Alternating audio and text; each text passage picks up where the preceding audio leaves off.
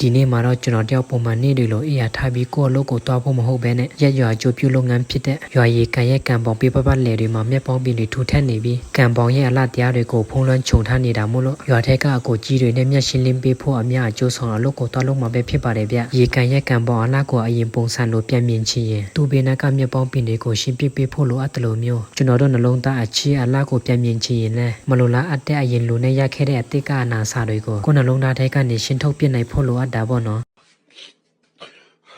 ကျွန်တော်တို့ရွာကလူတွေကလည်းသူခိသူခါနဲ့အညီမျက်ပေါင်းပင်တွေကိုရှင်းလင်းတဲ့နေရာမှာဓာတ်တွေပေါက်ပြားတွေကိုတိတ်မတုံးကြတော့ဘဲနဲ့အချင်းကုန်တက်တာစီပြီးအပြီးမြန်တဲ့မျက်ရည်ဆက်တွေကိုပဲခိနဲ့အပြိုင်အတုံးပြုတ်တက်လာနေကြပြီပေါ့ဗျာအချင်းတခဏတွင်တယောက်လို့အားနဲ့မဟုတ်တဲ့စူပေါင်းအများရဲ့လို့အားပေးမှုကြောင့်ကံပေါင်ဘေးနားကမျက်ပေါင်းပင်တွေကိုအပြီးချင်းလင်းနိုင်ခဲ့တာပေါ့နော်ကံပေါင်ရဲ့ပေးပပတ်လယ်မှာမျက်ပေါင်းပင်တွေကိုအကုန်ရှင်းလင်းပြလိုက်တာမို့မျက်ပေါင်းပင်တွေကြားထဲပုံအောင်နေတဲ့မွေဟောက်တကောင်ကသူ့ရဲ့အစာသားကောင်ဖြစ်တဲ့ကြွက်လေးကိုဖမ်းကိုက်ထားကနေစရာမရှိတော့တဲ့အဆုံးရေကန်တဲ့ကိုပြည့်စင်သွားရတာကိုကျွန်တော်တို့မြင်တွေ့သွားတာပေါ့ဗျာမွေဟောက်ဖန်ကိုက်ထားတဲ့ကြွက်လေးကအသက်ရှင်နေတာမလို့ကြွက်ကိုပြန်ကင်နိုင်ဖို့မွေဟောက်ကိုထိတ်လန့်သွားရအောင်ဆိုပြီးတော့ကျွန်တော်တို့ရဲ့အပြဲတန်နဲ့ချင်းချောက်လိုက်တာပေါ့နော်မွေဟောက်ကလည်းကျွန်တော်တို့ရဲ့အပြဲတန်ကိုကြားရတဲ့အခါမှာတော့ထိတ်လန့်တကြားဖြစ်ပြီးကြွက်လေးကိုမလွတ်ပေးချင်ဘဲနဲ့လွတ်ပေးလိုက်ရတာပေါ့ဗျာကြွက်ကလေးကလည်းအသက်ဘေးအန္တရာယ်ကနေလွတ်မြောက်ဖို့မဟာဆန္ဒကမင်းသားလိုဇွဲလုံးလာမလျှော့ပဲကံပုံပေါ်ရောက်နိုင်တဲ့အထိရေကိုမရမနာပဲကူခက်လာလိုက်တာပေါ့နော်စိတ်မကောင်းစရာကတော့ကြွက်ကလေးဟာမဟာဆန္ဒကမင်းသားလိုသူအသက်ဆက်ရှင်ဖို့ကဲတင်ပေးမနဲ့တမီးလေးနဲ့မတွေ့ဆုံခဲ့ရတာမို့ကံပုံနာရောက်ခဏီးမှာအမောလွန်ပြီးအသက်ဆုံးရှုံးသွားလိုက်ရတာပေါ့ဗျာဒီကြွက်လေးတကောင်ရဲ့စိတ်မကောင်းစရာဖြစ်သွားခဲ့တဲ့အဖြစ်ပြအလုံးကိုမြင်ပြီးကျွန်တော်ရဲ့ဘဝအတွက်တင်ခန်းစာတစ်ခုရသွားတာပေါ့နော်ဘယ်လိုတင်ခန်းစာမျိုးကိုရသွားတယ်လဲဆိုရင်တော့ရေကန်တဲ့ကကြွက်လေးတကောင်ဟာသူအသက်ဆက်ရှင်နိုင်ဖို့အတွက်ကံပုံရှိရာအရက်စီကိုမရမနာပဲနဲ့အားဆိုင်ရုံကန်ပြီးကူလာရတာမို့လို့ကြွက်လေးဟာပင်ပန်းနွမ်းနယ်နေရတာဒီမကတည်းပဲအသက်ပါရှုမောရနိုင်တဲ့ဒုက္ခမျိုးတွေကိုခံစားနေရတယ်ဆိုပေမဲ့သူလွယ်လွယ်နဲ့လက်မလျှော့လိုက်ပါဘူးဒါပေမဲ့ကြွက်လေးဟာသူ့ရဲ့ပန်းတိုင်ကံပုံကနာရောက်ခဏီးမှာအားရင်တွေကုန်ခန်းသွားပြီးအသက်ရှုံးလိုက်ရတဲ့အထိပြေးဆက်လိုက်ရတာပေါ့နော်ဒီလိုစိတ်မကောင်းစရာမြင်ကွန်းလေးတစ်ခုကျွန်တော်ကိုတင်ပြပေးသွားတာကဘဝမှာကြိုးစားမှုတစ်ခုနဲ့တင်လုံလောက်နိုင်မှာမဟုတ်ဘဲနဲ့ကိုပန်းတိုင်ရဲ့အဆုံးထိရောက်သွားနိုင်အောင်ကိုလည်း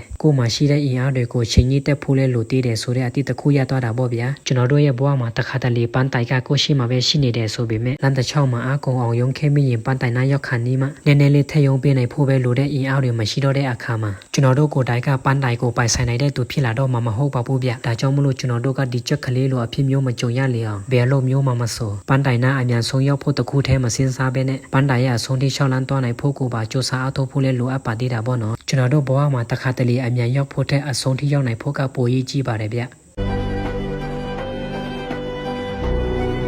ရွာရဲ့ရေကန်ကံပေါင်ဘေးနားကမျက်ပေါင်းပင်တွေကိုရှင်းလင်းလုပ်ပြီးပြီမို့လို့ကျွန်တော်တို့ကောင်းရောင်းရွာမျက်ရည်ဆက်အထူးမဟာတက်ဖွဲ့အဖွဲအစည်းကကော်ဖီချိတ်ဆက်ထားတဲ့ကိုတော်နဲ့ကော်ဖီလမ်းဖို့စင်တွေကိုမျက်ပေါင်းပင်ထက်သွားရှင်းလင်းပေးဖို့ရှေ့တန်းခရီးဆက်နေလာခဲ့ကြတာပေါ့ဗျာ